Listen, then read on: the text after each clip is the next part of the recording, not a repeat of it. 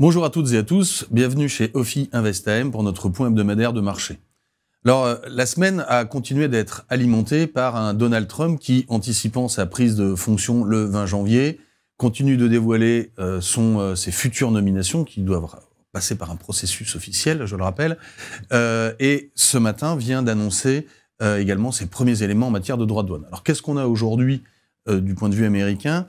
Après quelques nominations très élitiste, je dirais, dans la volonté de déployer le programme de Trump avec peut-être une partie de ses excès.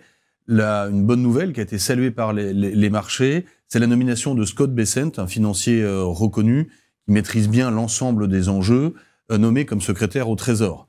Alors certains pourraient dire que c'est peut-être le premier adulte dans la pièce en termes d'équipe de gouvernement de la part de Trump, mais force est de constater que les marchés ont salué son arrivée et ses compétences avec une baisse assez significative des taux longs et un rebond des marchés actions. Pourquoi? Scott Bessent est un farouche opposant à trop de déficit budgétaire dont il connaît les limites et les enjeux. Un peu à l'image des Abenomics, il a aujourd'hui un 3-3-3 de programmé dans ce qu'il précède, indépendamment de la façon dont il appliquera le programme de Trump. 3% de déficit maximum, on est à plus du double. 3% de croissance obtenue grâce à la déréglementation et 3 millions de barils supplémentaires par jour pour avoir une indépendance énergétique.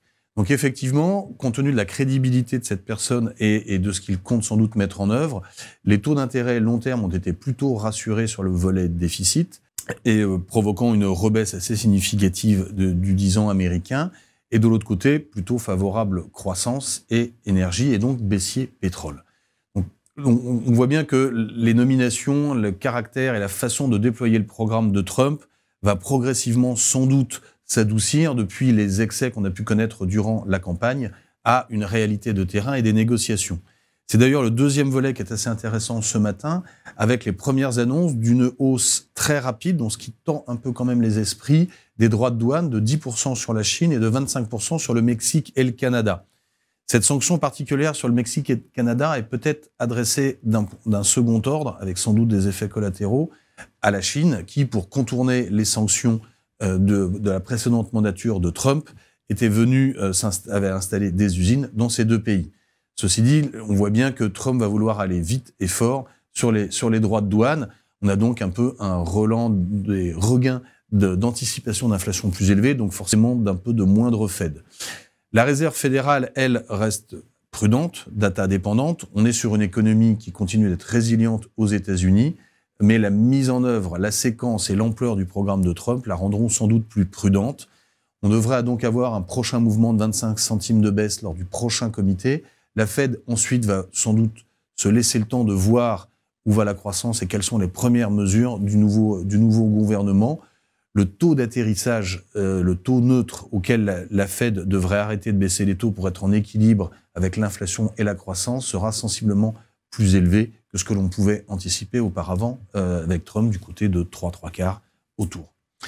Alors, la dérive des continents continue de s'opérer à marche rapprochée parce qu'on voit que les États-Unis se tournent de plus en plus vers la Chine et que l'Europe s'éloigne de plus en plus des États-Unis. En matière de croissance, côté européen, on a eu les chiffres d'activité, les fameux PMI, qui continuent d'être mauvais sur l'industrie, mais se dégradent également sur les services. Alors, on peut un peu se rassurer en se disant que ces chiffres ont été systématiquement plus négatifs que les chiffres en dur qu'on a pu avoir de la croissance. Néanmoins, ils traduisent une dégradation en Europe et pourraient toucher à la confiance des investisseurs.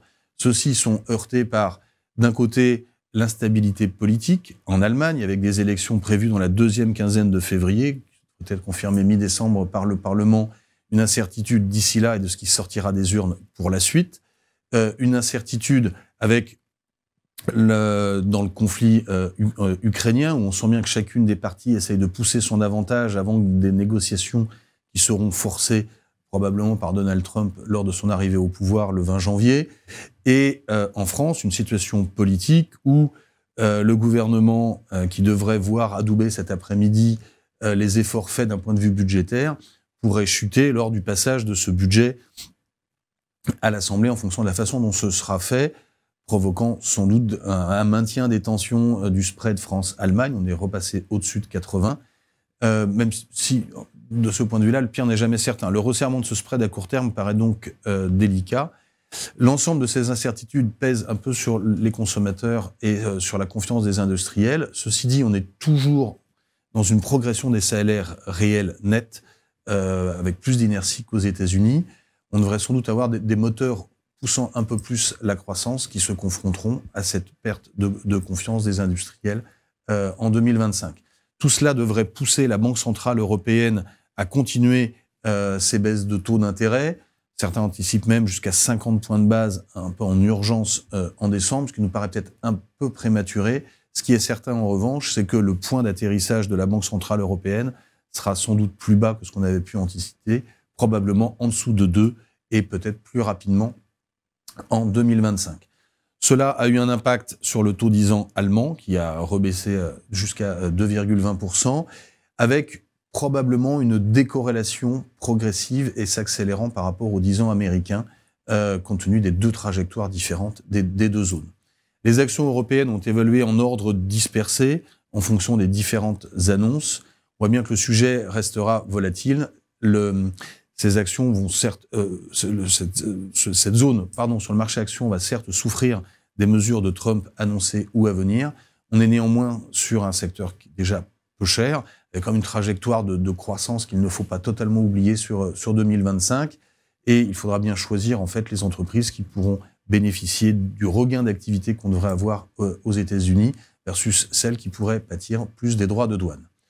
Tout cela en attendant effectivement, côté Chine, la précision des différentes mesures qui avaient été annoncées, qui avaient provoqué le rebond des actions chinoises et de l'ensemble de la zone, et qui seront sûrement ajustées dans les faits des premières mesures que Donald Trump prendra effectivement. Un environnement qui reste assez volatile, mais qui devrait sans doute continuer de porter les actifs américains au détriment du reste du monde dans un premier temps, avant sans doute un réveil à une réalité qui sera peut-être un peu différente dans la deuxième partie de l'année 2025. Je vous remercie pour votre attention et je vous souhaite une excellente semaine.